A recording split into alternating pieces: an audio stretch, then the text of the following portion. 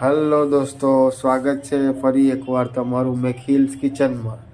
આજે હું તમારી માટે લઈને આવ્યો છું બટેટા, કાંદા અને ટામેટાની મિક્સ ગુજરાતી શાક, જે આપણે કાઠિયાવાડમાં રેગ્યુલર ખવાય છે, પણ એને પ્રોપર બનાવવાની પદ્ધતિ આજે હું શીખવાડી રહ્યો છું। તો લાઈક કરજો, ફોલો કરજો, મારી ચેનલને સબસ્ક્રાઈબ કરજો। તો શરૂઆત કરીએ આપણે વઘારથી। સૌથી પહેલાં તો ગેસ સ્ટાર્ટ કરીએ।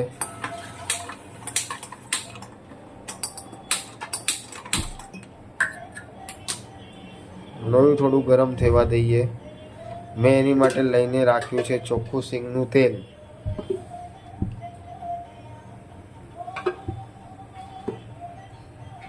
આપણે બટેટાનું રસાવાળું શાક બનાવવાનું છે, થોડું કાઠિયાવાડી એટલે થોડું તેલ વધારે રહેશે। તમારે માપ પ્રમાણે ઓછું ખાતો હોય તો ઓછું પણ વાપરી શકો છો, જરૂર નથી કે આપણે વધારે જ વાપરીએ। જોઈ શકો છો કે આપણું તેલ આવી ગયું છે। સૌથી પહેલાં તો આમાં ઉમેરશું આપણે રાઈ। અમે બારીક રાઈ વાપરીએ છીએ એટલે બારીક રાઈ લીધી છે। રાઈ થોડી અમે વધારે પ્રમાણમાં નાખીશ।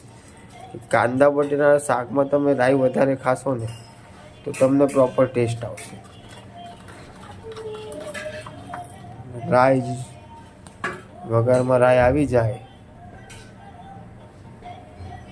તો જીરું ઉમેરવું। જીરું ઉમેર્યા બાદ થોડી આવશે શાકનું કિંગ દાણાની હિંગ।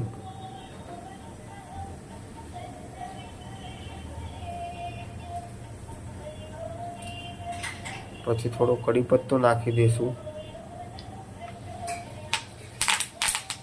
તતડી જાય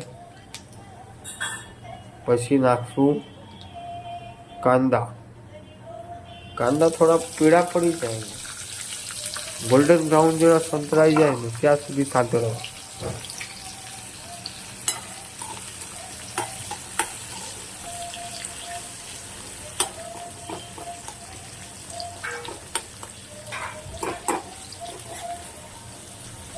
હું તમને એક મેજિક ટ્રીક સમજાવું છું।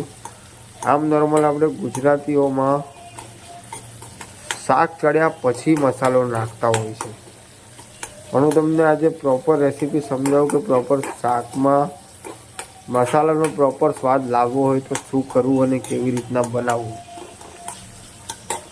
આ શાક ખાધા પછી તમે ડુંગળી, બટેટા અને ટામેટાનું શાક અચૂકથી પોતાના રેસીપીમાં સામેલ કરશો।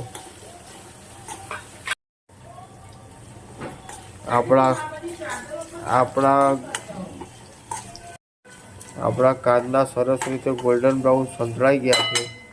હવે હું તમને જાદુઈ ટ્રીક એ બતાવવાનો હતો કે મસાલો આપણે આમાં જ કરી નાખવાનો છે।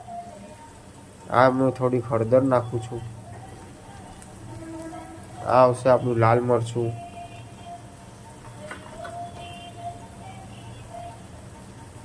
સ્વાદ અનુસાર લેવું।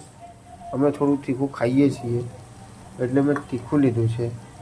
ધાણા જીરું દેશી વાપરવું જેથી શાકમાં પ્રોપર ટેસ્ટ આવે। હવે આ ચમચીથી હલાવી નાખું।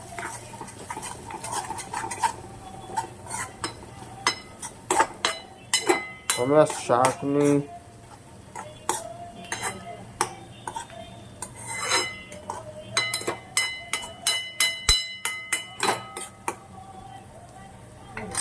મસાલો ચડવા આવ્યો છે, ટામેટા નાખી દઈશું।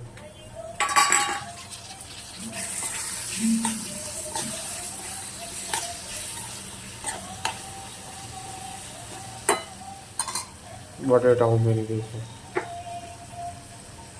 ટામેટા એટલે અત્યારથી ઉમેરી દીધા છે કે ટામેટા જે નરમ થઈને ઓગળીને જે એનો ખટાશભર્યો ટેસ્ટ આવશે ને શાકમાં, તમને એનો આનંદ આવશે।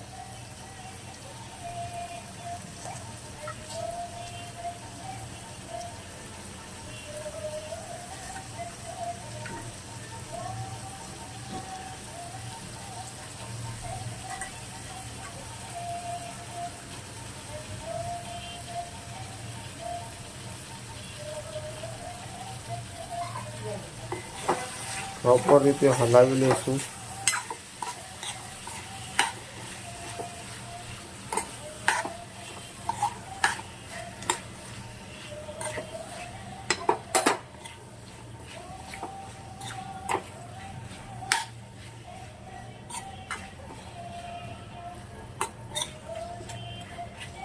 આને બનાવવાની પ્રક્રિયા થોડી અલગ છે. પહેલાં આને આપણે 5 મિનિટ સિઝવા દઈશું, પછી પાણી ઉમેરીશું, જેથી મસાલાનો ટેસ્ટ બટેટાના અંદર પ્રોપર બેસી શકે. તમે જોઈ શકો છો કે કેવી રીતના બટેટાના અંદર પ્રોપર મસાલાનો સ્વાદ આવી ગયો છે. 5 મિનિટ સિઝવ્યા પછી આનો સ્વાદ જોજો. પછી સ્વાદ પ્રમાણે આપણે રસો કરવો હોય, બટેકા ચડી જાય એટલું પાણી ઉમેરવું અને આને હલાવવું. પાણી ચેક કરી લેવું કે તમને રસો કેટલો જોઈએ છે.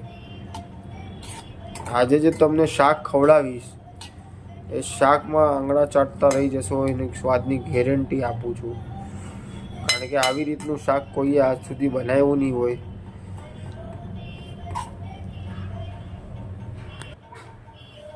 હવે તમે વિચાર કરતા હશો કે મેં હજી સુધી મીઠું કેમ નથી નાખ્યું, પણ થોડોક મસાલો ચડી ગયા બાદ, થોડા બટેકા સીજી ગયા બાદ મીઠું નાખવાથી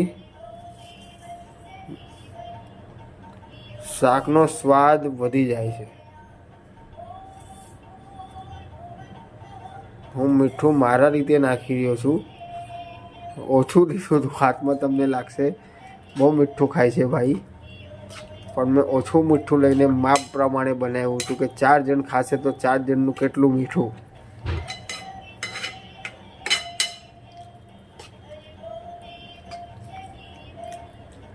જોઈ લો સાહેબ.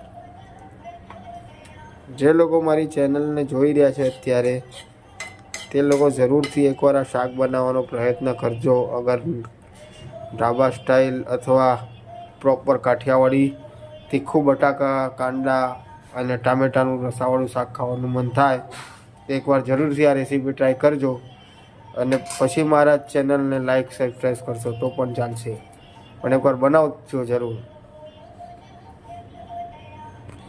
હવે શાક થોડીક વાર ચડવા દઈશું આપણે. હવે ડીશ ઢાંકીને 5 મિનિટ સિઝવા દઈશું, પછી એ બટાટા ચડ્યા છે કે એની ચેક કરી લઈશું.